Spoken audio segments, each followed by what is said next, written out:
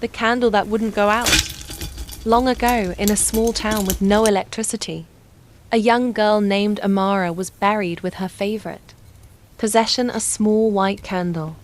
She always feared the dark, her mother whispered. Let it stay with her. Years passed. The cemetery grew quiet, until one rainy night, the groundskeeper saw a faint light. A candle, flickering in the wind, but no one was around. He followed it deeper into the cemetery. The candle floated slowly, then stopped above Amara's grave.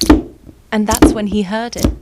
A voice, soft, sad, and still scared.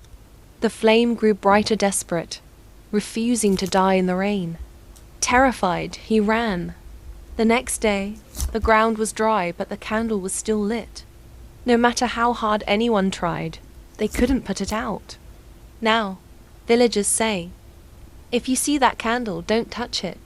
Just say, you're safe now, Amara, and walk away.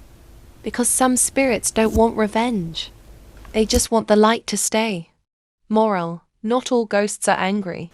Some are just afraid to be forgotten.